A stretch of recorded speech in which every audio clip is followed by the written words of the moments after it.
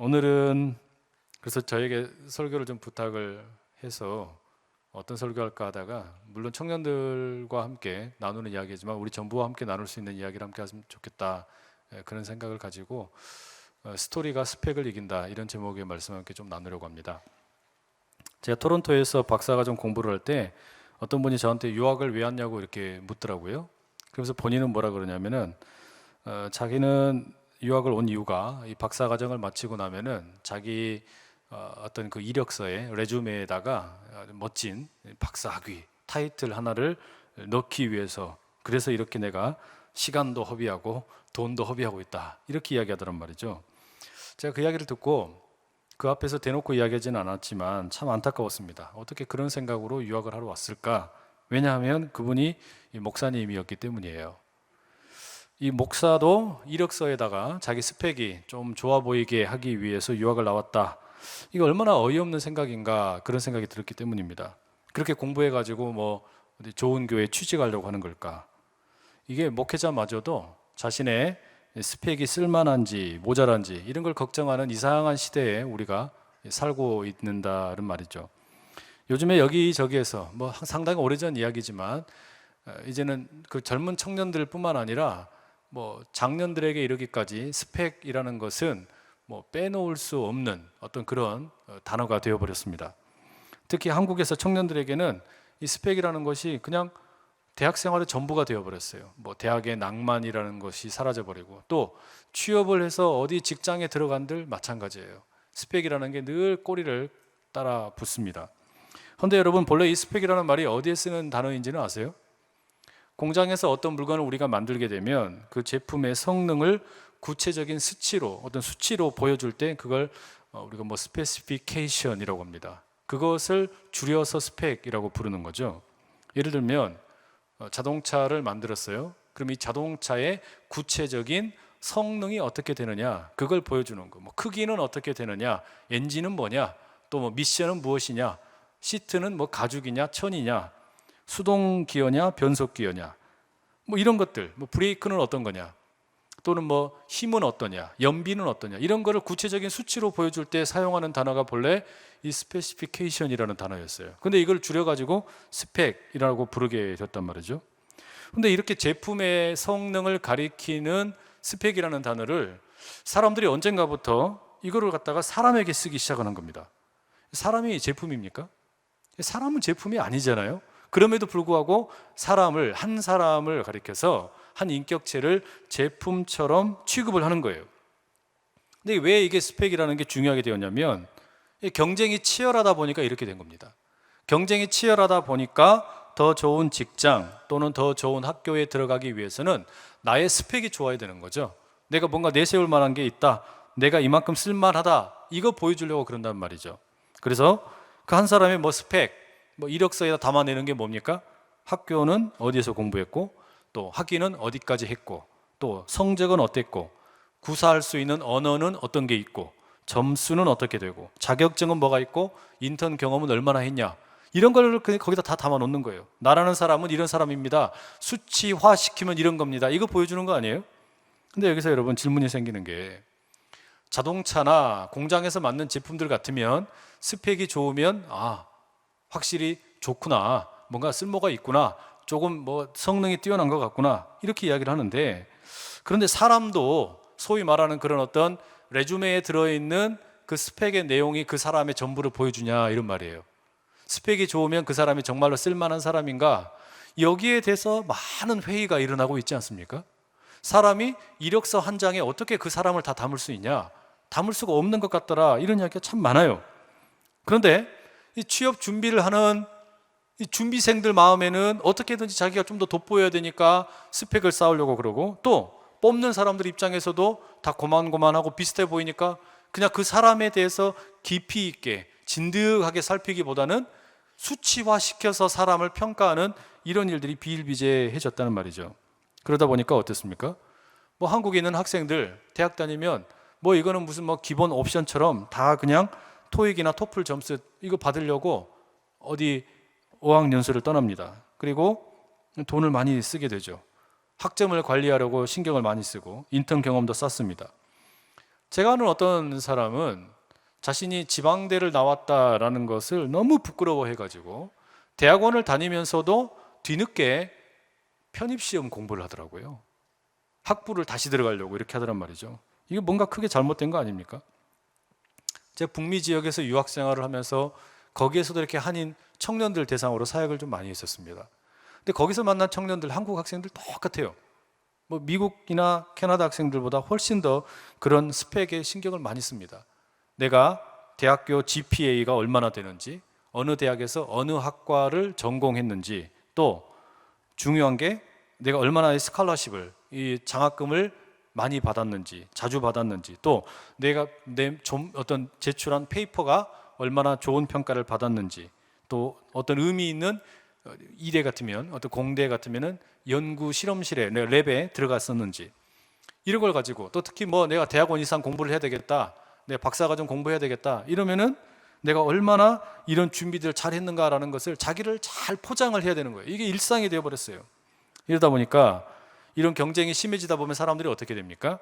나보다 조금이라도 더 좋은 스펙을 가지고 있는 것처럼 보이는 사람이 있으면 되게 부러워해요. 질투하는 거예요. 경쟁심에서 내가 밀렸다라고 생각이 되니까. 그래서 그런 사람들을 보면서 이렇게 안타까워하더란 말이죠. 예를 들면 지방에서 대학을 다니는 사람은 수도권에 있는 사람을 부러워하고, 수도권에 있는 대학을 다니는 사람은 인서울 대학을 다니는 사람을 부러워하고, 인서울 대학 가운데에서 어떤 그 대학을 다니는 친구들은 또 서울대 다니는 사람을 부러워하고, 서울대 다니는 사람은 미국의 아이비리그를 다니는 사람 부러워하고, 아이비리그 다니는 사람은 그 중에서도 또 제일 좋은 하버드 다니는 사람 부러워하고, 이러고 있는 거예요. 하버드 안에서는 또 거기서도 전공이 또 좋은 거 다니는 사람 부러워하고. 이게 내가 다른 누구보다 스펙이 떨어진다라고 하는 거, 그걸 비교하기 시작을 하면요, 이게 끝도 없어요. 막 짜증이 확 밀려오는 거죠. 불안하니까. 여러분, 근데 이게 이런 어떤 그 심리가 학생들에게서만 끝나는 게 아니고요, 직장에 들어가도 마찬가지 아닙니까? 특히 어떤 뭐 대기업이다, 또 어떤 경쟁이 치열한 어떤 입사 시험을 뚫고 들어갔는데 막상 들어가니까 또 어때요? 이것도 진급하려고 그러니까 스트레스가 이만저만 아니에요. 내가 어느 부서에서 근무하느냐, 이게 또 얼마나 중요한지 모릅니다. 내가 혹여나 중요한 부서에서 근무하지 못해가지고 진급 시험에서 낙방할까 봐, 이게 또 걱정이 돼가지고 안절부절합니다. 이것도 뭐예요? 또 스펙 쌓는 거예요. 그러니까 또 이제 진급 시험 또 공부하느라고 맨날 머리 쥐어짜고 공부하는 겁니다. 제 친구 중에도 그 어디 공사에 근무하는 친구 하나 있는데, 뭔 공부를 그렇게 많이 하냐 그랬더니 그 진급 시험 합격하려고 맨날 공부하고 있더라고요. 도시락 싸가면서 공부하는 거예요. 자영업 하는 분들은 뭐 그러면 예외인 줄 아십니까? 아니에요. 자영업 하는 분들, 다른 경쟁업체가 더 많은 수익을 올리고 고객을 유치하고 잘 되면 내가 망할까 봐, 이게 걱정이 되니까 어떻습니까? 힘들더라도 바쁘게 자기 경력을 포장을 하고 선전을 하고 해야만 돼요. 이게 오늘 우리 모습입니다. 그러다 보니까 이 경쟁에서 어떻게든지 이기려고 하다 보니까 어떻게 되냐, 때로는 하지 말아야 될 어떤 부정적인 방법을 쓰기도 하죠. 학생들 같으면 뭐 페이퍼를 쓰는데 내 글이나 내 생각이 아니라 다른 사람의 것을 이렇게 훔쳐와서 그걸 뭐 플래저리즘이라 그러죠. 이게 도둑질 해오기도 하고, 직장인 같으면은 자기 부서에서 맡겨진 일을 진행을 하는데 실적을 뻥튀기 위해서 과대 포장을 하기도 하고, 직장 상사에게 그렇게 잘 보이고 싶으니까 그렇게 하는 거 아니에요? 자영업자 같으면 자기 능력을 본래의 수준보다 훨씬 더 부풀려서 선전을 하고 포장을 한단 말이에요. 이런 경쟁을 가리켜서 어떤 경제학자가 뭐라 그랬냐면, 이런 건 레드 오션이다 그랬죠. 어떤 서로 간에 싸워가지고 피 흘리는 시장이다, 이런 시장이다라고 이야기했습니다. 실제로 여러분, 누가 그러더라고요. 낚시하는 사람들이, 이 낚시하는 분들은 중독이 되기가 쉬운데 왜 여러분 낚시하는 분들이 이 낚시에 푹 빠지는 줄 아세요? 그게 여러분, 어떤 큰 물고기 월척을 잡을 때 그 손맛이 아니라 옆에 있는 사람이 월척을 잡다가 놓치는 거, 그거 쌤통이어서 그것 때문에 이 낚시에 이 중독이 빠진대요. 믿거나 말거나. 그게 그렇게 통쾌하다는 거예요. 그 사람 보면서 야, 잘됐다, 미끄러지는 거 보니까 막 속이 시원한 거예요. 잡다가 놓치는 거 보면 아이고 쌤통이다 막 이러면서, 그것도 특히 다 올라와가지고 도망가 버릴 때, 그때 제일 좋아 막 이러면서. 그런다는 거 아닙니까? 결국 여러분, 우리가 이 경쟁에 이렇게 내몰리다 보니까 나 죽고 너 살자, 거꾸로죠? 너 죽고 나 살자, 이런 어떤 그 놀부심보가 사람들 마음에 많이 있습니다. 그런데 여러분, 다시 아까 첫 이야기로 돌아가서 그 한 사람의 스펙을 담아냈다고 이야기하는 자기소개서, 레주메, 그 이력서 한 장이 그 사람을 제대로 보여줄 수 있어요? 그 사람이 누구인지 제대로 보여줄 수 있습니까? 스펙으로는 사람을 알 길이 없죠. 이런 경쟁 심리, 또 뭐 승리를 위해서, 내가 이기기 위해서 치열하게 다투어야 한다, 이런 어떤 압박감 가운데 살았던 것은 오늘 우리만의 이야기는 아닌 것 같습니다. 이 잠언의 이야기 속에도 그런 이야기가 담겨 있습니다. 잠언 그러면 인류의 지혜의 보고 아닙니까? 여러 가지 수없이 많은 다양한 상황 가운데 인류를 향한, 특히 신앙으로 살아가는 사람들을 향해 하나님이 들려주시는 말씀인데, 여기에도 경쟁에 대해서, 싸움에 대한 이야기를 이렇게 들려줍니다. 본문 1절과 2절의 말씀을 한번 같이 읽어볼게요. 본문 1절 2절인데요 함께 읽어볼게요. 시작. 너는 악인의 형통함을 부러워하지 말며 그와 함께 있으려고 하지도 말지어다. 그들의 마음은 강포를 품고 그들의 입술은 재앙을 말함이니라.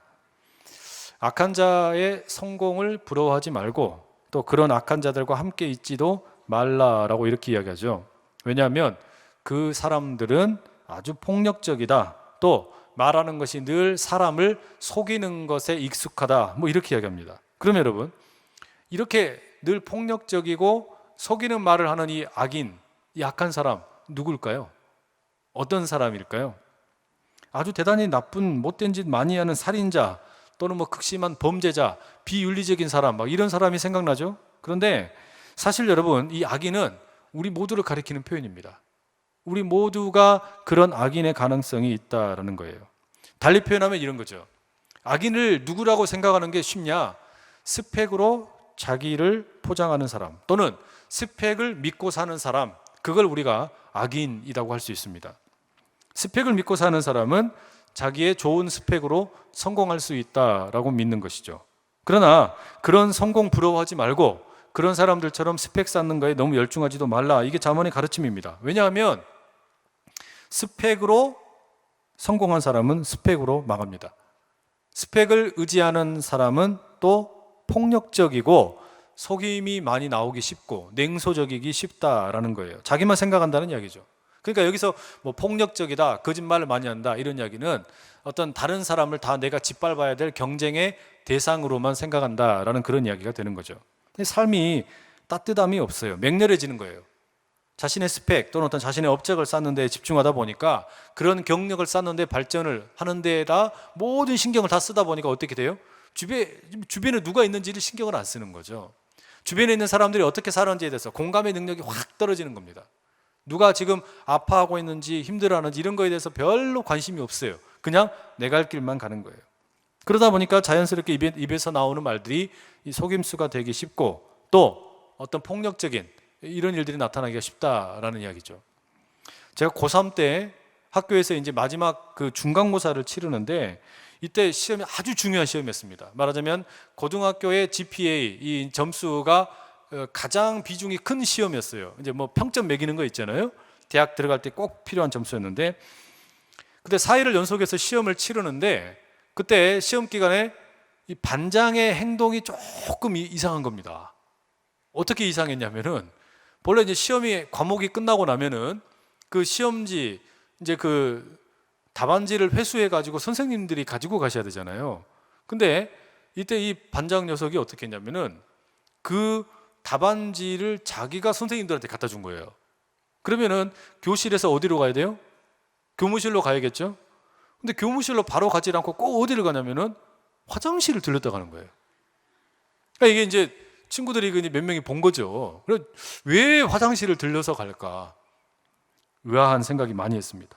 화장실에서 친구들과 마주치면 막 당황을 하고 땀을 삐질삐질 흘리고 막 이러는 거예요.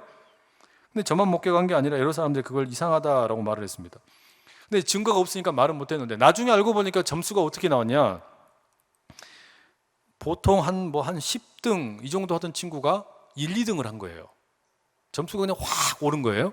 근데 이제 친구들 증언이 그래요. 뭐라 그러냐면 그 답안지를 바로 가지고 가지 않고 화장실에 가가지고 공부 제일 잘하는 친구를 베껴가지고 새로 써서 냈다는 거예요.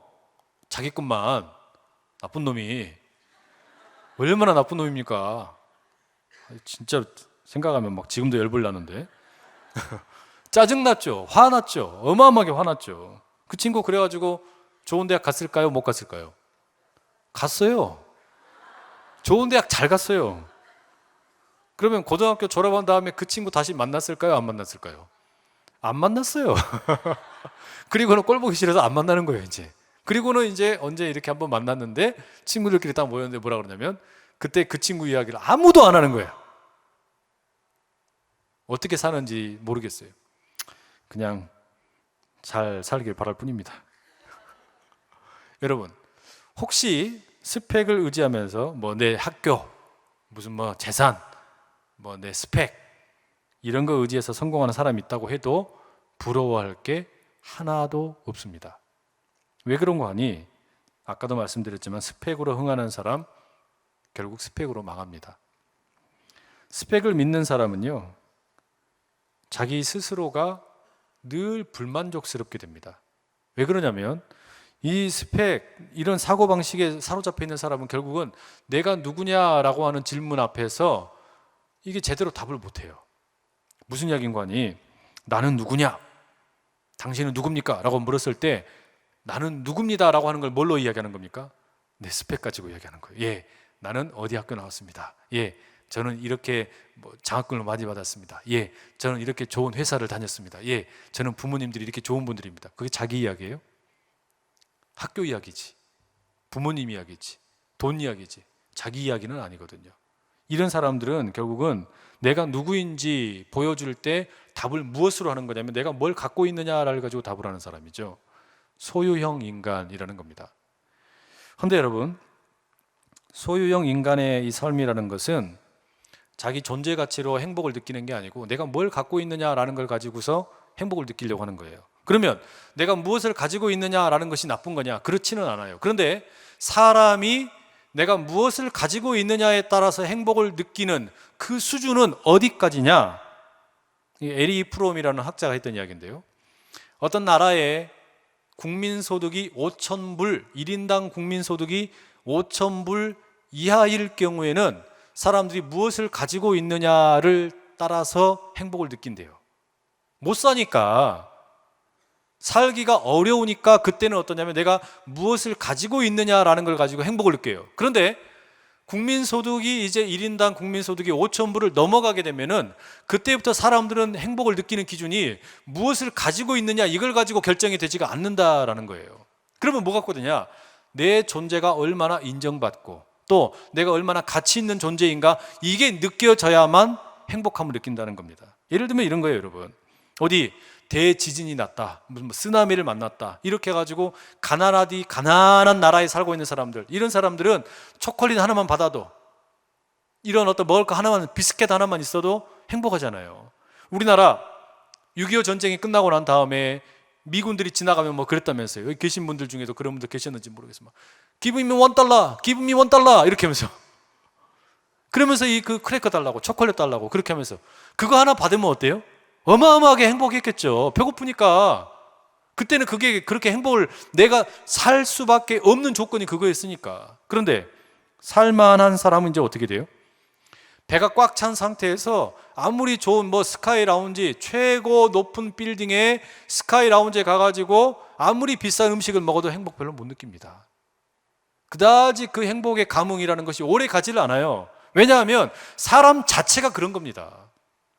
자기가 절대 빈곤의 상태에 있을 때에는 무언가를 소유함으로 인해서 행복을 느끼지만 어느 정도 먹고 살만해지고 난 다음에는 그거 가지고 행복이 안 된단 말이에요. 그거 가지고 행복이 채워지지가 않는 거예요. 그런데 우리가 자꾸 경쟁에 내몰리면서 스펙을 쌓는 데에다가 열중하게 되는 모습이 마치 뭐와 똑같은 거냐면, 우리 국민소득은 2만 불을 넘고 3만 불을 향해서 달려가는데 여전히 5,000불 이하의 수준에 살고 있는 사람들처럼 행복의 조건을 찾으려고 하는 거 똑같단 말이에요. 그러니 여러분, 이게 삶의 문제가 어떻게 그 행복에 대한 답이 될 수가 있겠어요? 이게 청년들이 어떻게 그냥 꿈을 꿀 수가 있겠냐는 말이에요. 답이 안 되지 않겠습니까? 그러면 이 잠언은 뭐라고 이야기하는 거냐? 그 악인들을 미워하고 악인들과 함께하지 말고 악인들의 형통함을 부러워하지 말라라고 말하면서, 그럼 어떻게 살아라고 이야기하는 겁니까? 나는 누구라고 이야기하는 겁니까? 이 잠언의 이야기는 뭐냐면 3절에서 6절의 이야기 가운데, 여러분 3절과 4절의 이야기를 우리가 한번 같이 한번 읽어볼게요. 3절 4절 시작. 집은 지혜로 말미암아 건축되고 명철로 말미암아 견고하게 되며, 또 방들은 지식으로 말미암아 각종 귀하고 아름다운 보배로 채우게 되느니라. 이게 좀 이상한 말씀처럼 들릴 수도 있어요. 앞에서 뭐 악인에 대한 이야기 했다가, 뭐 그런 사람들과 함께 하지 말라고 했다가 느닷없이 집 이야기를 하니까, 아니 뭔 집 이야기를 갑자기 하지? 그러면서 집이 어떻게 지어진다라고 말하냐면, 집은 지혜로 인해서 건축이 되고 명철로 인해서 견고하게 된다라고 말합니다. 지혜 그리고 명철, 이 두 가지를 이야기하는데요, 영어 성경에는 이게 어떻게 번역이 되냐면, 지혜는 wisdom이라고 번역이 되어 있고 명철을 뭐라고 번역이 났냐면은 understanding이라고 번역이 되어 있습니다. 그러니까 이해심이라고도 할 수 있겠죠. 그러니까 집이라는 것이 어떻게 지어지게 되냐? 지혜를 통해서 집은 건축이 되고, 그리고 명철, 이해심을 통해서 견고하게 된다라는 이야기입니다. 이게 무슨 뜬금없는 집 이야기냐면요, 한 사람 한 사람의 인생을 가리켜서 지금 성경의 이 잠언의 저자는 뭐라고 말하는 거냐면, 우리 한 사람 한 사람이 집을 짓는 사람이라는 거예요. 우리는 집 짓는 사람이다. 우리 각자의 인생이 집이다라고 비유를 하는 거죠. 그러면 우리가 한 사람 한 사람의 집이 어떻게 지어지는지에 대해서 설명을 해주는 거예요. 내가 어떻게 집이 지어지는 거냐, 나라는 한 집은 어떻게 만들어지는 거냐? 지혜로 집이 건축이 되고 명철, 이해심으로 견고하게 된다라는 겁니다. 그리고 지식으로 집 안에 있는, 우리 나라는 집 안에 있는 다양한 방들이 있는데, 그 방에 존귀한 진주, 보석 이런 것들이 가득가득하게 된다라는 거예요. 여러분, 이게 무슨 이야기인지 이해되세요? 집을 짓는 이야기, 내가 집인데 그게 무슨 뭐 지혜로 집을 짓고 명철로 견고해지고 그리고 지식으로 내 방에 여러 가지 귀한 것들이 많이 생기고, 이게 무슨 의미일까요? 여러분, 이게 본래 원문 성경이나 또는 영어 성경에 보면 이렇게 기록이 되어 있습니다. 집을 짓는 것이 내가 짓는 게 아니고 지혜로 지어진다. 이걸 어떻게 적어놨냐면 By wisdom a house is built, 이렇게 적어놨어요. 나라는 집은 지혜로 지어지는 거다, 지어진다라는 거예요.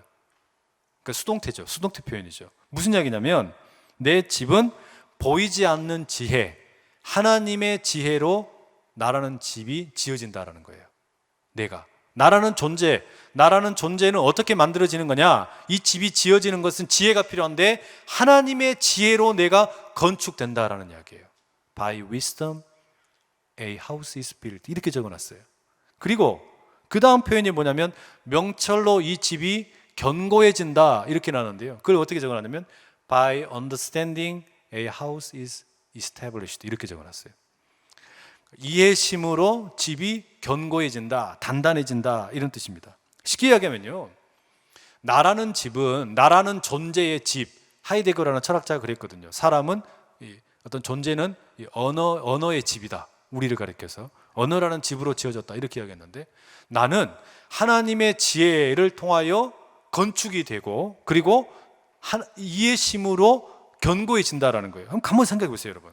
이게 무슨 이야기일까? 나를 가만히 생각해 보면 하나님의 지혜로 내가 건축이 되고요, 그리고 그 다음에 이해심, 명철, 누구겠어요? 부모님들, 어르신들, 이분들이 나를 이해해 준 것으로 인해서 하나님의 지혜로 지어진 이렇게 어떤 그 나라는 존재가, 이게 부서지기 쉬운 어떤 그냥 흙으로 만들어진 존재인데, 거기에 하나님께서 생기를 불어 넣으셔서 하나님의 지혜가 임함으로 인해서 내가 이제 지어지고, 그 다음에 이것을 견고하게 하기 위해서 누가 같이 함께 해준 거냐면 주변에 있는 사람들의 이해심을 통해서 이 집이 단단해지게 되었다는 거예요. 내가 그냥 만들어진 게 아니라 스펙을 쌓는다 그러면은 우리가 어떻게 생각합니까? 내가 해야지. 내가 이것도 하고 이것도 하고 이것도 하고 이것도 해야지. 이렇게 막 쌓아가잖아요. 그게 아니라는 거예요. 뭐라 그래요? 하나님께서 너라는 존재를 지으셨다.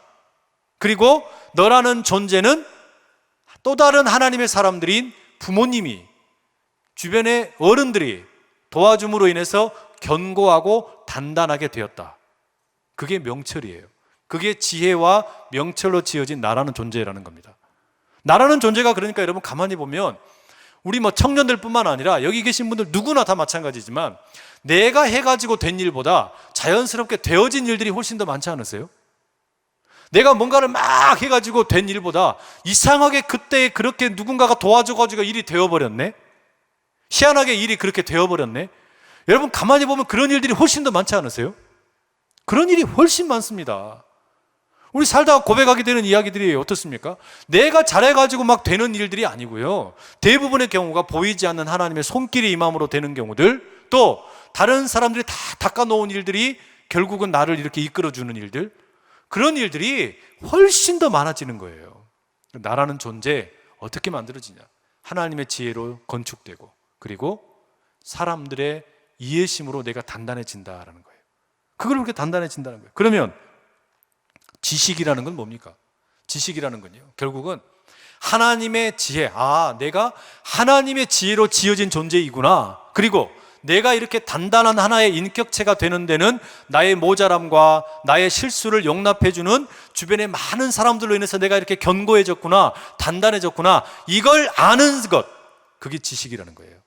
이 지식이 있는 사람의 그 어떤 인격, 그 사람이라는 집 속에 있는 다양한 방들이 있을 거 아닙니까? 그 방에는 보석이 가득하다는 이야기예요. 여러분 이게, 그러니까 결국은 여러분 이게 나라는 존재가, 이니셔티브가 누구에게 있냐? 하나님과 내 주변의 사람들이 나를 그렇게 지어주시고 견고하게 만들어주셨고, 그것을 깨닫게 되는 사람에게 지식이 있어서 그 지식이 자기의 내면, 내 마음, 또 내 어떤 수많은 인격의 공간들, 거기를 아름다운 보석으로 채울 수 있게 된다는 것이죠.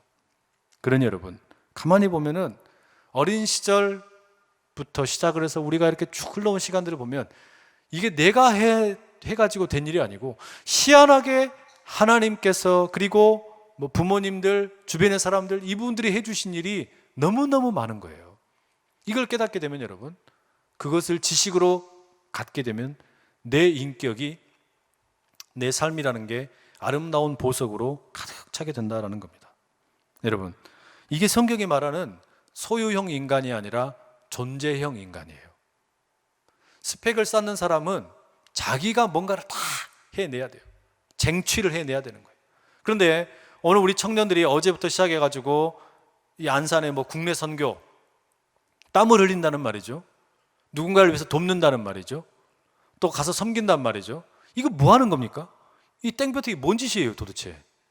이 더운 데 가가지고 왜 그 쓰레기 줍고 앉아 있어요? 왜 가서 애기들 가서 이렇게 돌봐주고, 어르신들 가서 이렇게 돌봐주고, 같이 놀아주고, 이게 이런 일 하는 이유가 뭡니까 이게? 왜 하는 거예요? 이게 스펙 쌓으려고 하는 겁니까? 그게 아니잖아요. 이게 뭐 하는 거냐면, 나라는 존재가 하나님에 의해서 만들어진 존재이고 주변 사람들에 의해서 내가 견고한 인격체가 되었다라는 것을 알고 나니까, 그 지식이 있으니까 어떻게 되는 거예요? 이런 스토리를 만들어가는 거예요. 여름에 햇빛 뜨거운 가운데서 하나님과 사랑을 받았고, 하나님의 사랑을 받고 주변의 사람들로부터 사랑을 받았던 그 사랑을 가지고 어떻게 되는 겁니까? 그 지식이 있기 때문에, 그 지식이 생겨났기 때문에 이제 나도 가서 다른 사람들 나누어주는 거잖아요. 그 가운데 어떻게 되는 거냐면 내 인격 가운데 고귀한 보석들이 자리하게 되는 겁니다.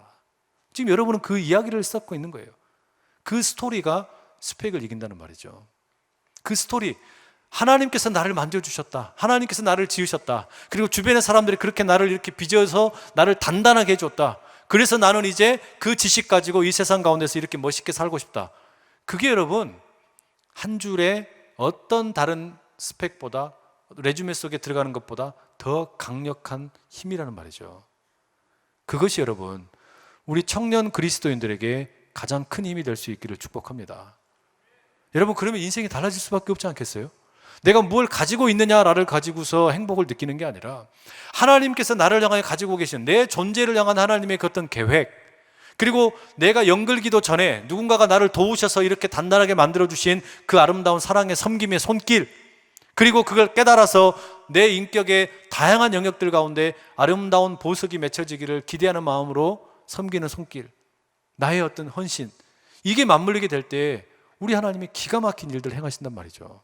이런 은혜가 땀 흘려 수고하는 우리 청년들에게, 그 국내 선교로 안산 땅을 섬기는 이들에게, 그리고 오늘 이 자리에 함께 나와서 말씀 듣고 또 이 여름에도 수고하며 기도하며 내 인격이, 내 삶이 아름답게 빚어지기를 소원하는 우리 모두 가운데 가득하기를 간절히 축복합니다.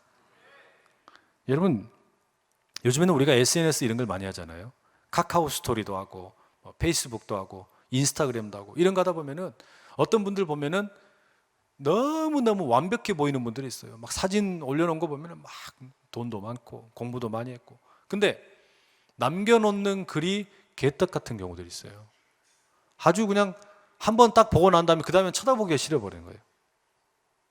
그러니까 이게 뭐냐면요, 사람이 가지고 있는 건 많은데 인격이 성숙되질 않으니까 남겨놓는 글이, 뱉어내는 말들이 더러워요. 냄새가 나요. 여러분, 그런 사람들 보면 어때요? 다시는 가기 싫습니다. 그 얼굴도 쳐다보기 싫어요. 페이스북이라는 데 가기가 싫은 거예요. 그런데 어떤 분들은 뭐 학력도 별로고 직장의 경력도 별로고 뭐 그렇게 별로 뭐 얼굴도 잘난 것도 없고, 그런데 남겨놓는 글 속이 인격이 담겨 있어요. 그런 사람들을 만나게 되면 어떻습니까? 그냥 교제를 하고 싶은 거예요. 그냥 알고 싶은 거예요. 더 많이 알고 싶은 거예요. 요즘에 그렇기 때문에 사람들이 뭐라고 얘기하냐면, 더 이상 스펙을 보고서 사람을 뽑는 시대는 지났다. 이제는 그 사람의 스토리가 뭐냐, 저 사람은 도대체 어떤 삶을 살아온 사람이냐, 당신의 삶의 그 여정이라는 게 어떤 여정을 겪어왔냐, 요즘은 그게 훨씬 더 중요하잖아요. 왜 그럴까요? 왜냐하면 실력만 뛰어난다 그래가지고, 어떤 공부를 잘한다 그래가지고 성공하는 시대가 아니라 사람의 됨됨이가 훨씬 더 조직에서, 공동체에서 중요하다라고 모두가 다 부르짖고 있기 때문이잖아요.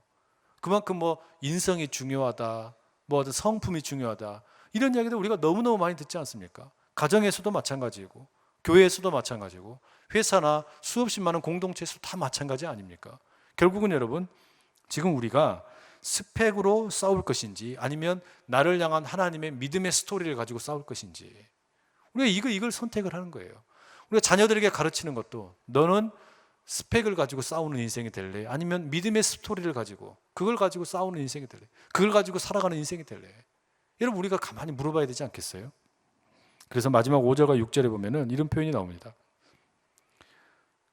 지혜 있는 자는 강하고 지식 있는 자는 힘을 더하나니 너는 전략으로 싸우라. 승리는 지략이 많음에 있느니라. 무슨 이야기냐면요, 지혜 있는 자가 강하고 지식이 있는 자가 정말 힘이 있다라는 이야기예요. 악인보다 하나님의 지혜를 갖고 있는 사람이 더 강한 것이고, 내 존재가 하나님의 지혜로 만들어지고, 그리고 주변의 많은 사람들의 이해심으로, 인내심으로 만들어졌다라는 걸 알고 깨닫는 그 지식 있는 사람이 훨씬 더 강한 자라는 거예요. 그걸 아는 자가 훨씬 더 강한 자라는 거예요. 지금은요, 이제 그 경제학자들이 그렇게 이야기하지 않습니까? 이제는 이 파이프라인의 생산, 산업혁명 시대는 이미 끝났다. 이제는 플랫폼 시대다. 무슨 이야기냐면, 옛날 같으면 공장에서 물건 만들어가지고 유통하는 분들이 물건 받아서 소비자에게 전달하는 시대, 생산자와 소비자 사이에 기업이 그렇게 존재해서 이렇게 흘러가는 시대였는데, 이제는 플랫폼 시대가 됐다는 거예요. 에어비앤비 같은 그런 어떤 그 숙박업 하는 분들 보십시오. 호텔과 소비자들 사이에 또 다른 형태로 존재하는 기업들이 생겨나고 있어요. 이 사람들이 호텔을 짓는 사람들이 아니거든요.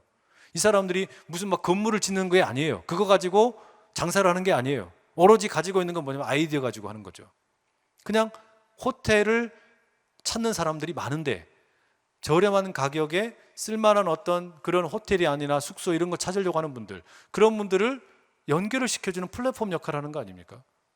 이게 훨씬 더 어찌 보면 급성장하는 이제는 회사가 되어버렸어요. 무슨 뭐 배달 앱 같은 것도 그러지 않습니까? 자기들은 배달 직접 하지도 않아요. 배달을 직접 하는 게 아니라 배달하는 사람들과 배달을 받아서 음식 먹고 싶은 사람들 중간에 연결을 해주는 거예요. 이 플랫폼 역할을 하는 거예요. 앞으로 이런 일들이 얼마나 많이 다양한 영역 가운데 필요하게 될지 몰라요. 그런 자리에 사람들이 눈을 뜨고 있다는 말이죠. 이건 무슨 이야기냐면은 결국은 사람들의 필요도 읽어내고 또 지혜가 있고 지식을 가지고 이게 인간관계가 더 중요해진다는 이야기예요. 훨씬 더 어떤 깊어지게 된다는 이야기죠. 하나님을 믿는 사람들은요, 결국은 존재형 인간이기 때문에 이 사람들에게는 멘토가 많습니다. 어떤 도와줄 수 있는 멘토, 어떤 이야기를 해주고 도와주는 그런 믿음의 멘토들이 있어서 카운슬러가 되시는 궁극적으로는 하나님이 계시고, 또한 그 하나님을 믿는 주변의 멘토들이 도와주는 사람들이 있다는 이야기예요. 그 사람들을 통해서 이길 수 있다는 거죠. 6절의 말씀이 그거거든요. 전략으로 승리해라, 지략으로 이기라. 하나님께서 함께 해주시는 그 사람들의 이야기를 함께 듣고 알아가면서 그 인생을 개척해 가라는 겁니다. 믿음의 스토리가 이긴다. 그게 스펙을 이기는 거예요. 수년 전이지만 장관을 지내셨던 이어령 그 장관, 그분이 이화여대의 교수로 재직하던 시절에 신입생들이 이렇게 들어왔어요. 신입생들을 대상으로 이제 그 오리엔테이션 강연을 했습니다. 그때 무슨 이야기를 했냐면, 여러분, 이제 대학에 입학한 여러분들에게 제가 드리고 싶은 이야기가 하나 있습니다. 더 베스트가 되려고 하지 말고 the only one이 되십시오. 그런 이야기를 했어요. 최고가 되려고 하지 말고 특별한 한 사람이 되십시오. 이런 이야기를 했단 말이에요. 최고가 되려고 하면, 더 베스트가 되려고 하면은요, 스펙에 집중을 하고 누군가를 짓밟고 올라가야 돼요. 그러나 나는 유니크한, 독특한 나만의 한 사람으로 살기를 원한다. 그럼 어떻습니까? 굳이 다른 사람과 비교해 가면서 싸울 필요가 없잖아요. 나는 내 길을 가는 거예요. 하나님께서 보여주시는 길, 하나님께서 내게 주신 지혜, 그리고 다른 사람들로 인해서 내가 단단하게 견고하게 된 이 인생길, 그 길 걸어가게 되면 그게 바로 the only one 아니겠습니까? 그게 경쟁력이라는 이야기예요. 여러분, 예수님의 삶이 가만히 보면 그렇습니다. 예수님이 이 땅에서 만났던 사람들 다 보면 그 땅 그 시대에 다 루저들이 아니었습니까? 가난한 사람들이었죠. 고기 잡으러 연명하던 어부들이었죠. 거리에서 몸을 팔던 거리의 여인들이었죠. 돌봐주는 사람 하나도 없는 고아들과 과부들, 이런 사람들, 예수님이 주로 만났던 사람들 아닙니까? 하나같이 볼품없는 사람들이고 스펙이라고 하는 진짜 밑바닥 인생들이었어요. 소유한 것이 하나도 없는 사람들입니다. 그런 사람들에게 예수님 뭐라고 말씀하셨냐? 가진 것이 많은 사람은 복이 있을지어다, 이렇게 말씀하시지 않고 가난한 자는 복이 있다. 왜냐하면 하나님의 나라가 그들의 것이다. 그렇게 얘기하셨어요. 스펙이 없는 자가 복이 있다는 이야기예요. 가난하기 때문에 자신이 가지고 있는 것에 집중을 하지 않고 하나님에게 집중할 수 있는 겁니다. 예수님이 심어주신 꿈, 하나님 나라의 꿈, 그걸 자신의 인생의 승부수로 던지고 달려갔다는 이야기죠. 눈에 보이지 않는 하나님을 볼 수 있는 그 눈이 있었다는 이야기죠. 그러니 마음이 가난하면, 내 존재에 집중하게 되면은 우리가 하나님께 집중할 수 있게 됩니다. 나를 지으신 하나님, 그 오묘한 창조자를 만나는 거예요. 그 신비한 손길을 경험하는 거죠.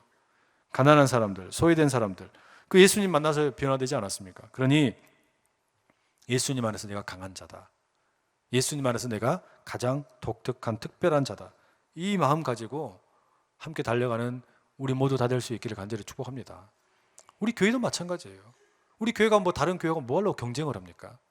우리가 경쟁할 이유가 하나도 없어요. 우리는 더 베스트 교회가 되려고 하는 게 아니라 바로 그 교회 되면 되는 거예요. 유일한 한 교회.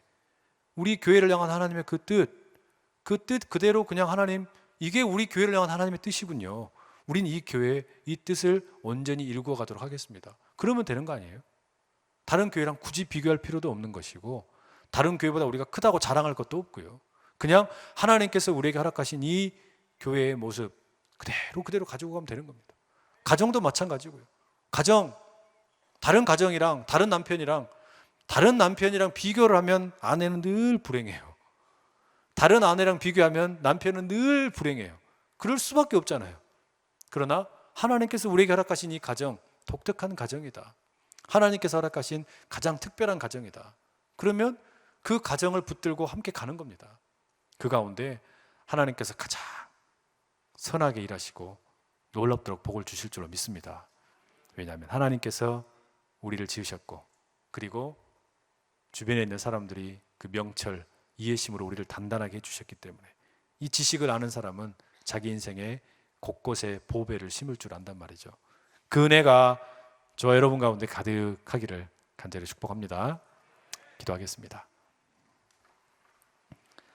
사랑하는 아버지 하나님, 세상은 무엇을 가지고 있는지 집중을 하라고, 스펙을 많이 쌓으라고, 그래야 성공할 수 있다고 속삭이는 이야기들이 참 많습니다.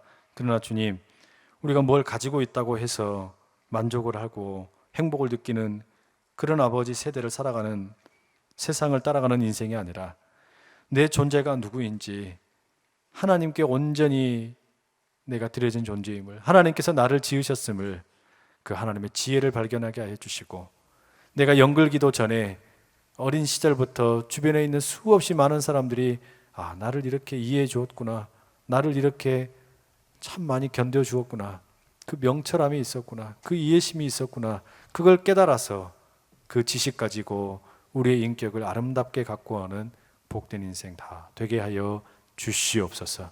특별히 우리 청년들 주님 기억하여 주셔서 이 더운 날씨에 주님의 은혜를 구하면서 또 주님께 받은 은혜를 다른 이들에게 나누기 위해서 이 안산 땅을 섬기고 돕는 귀한 일들 하고 있습니다.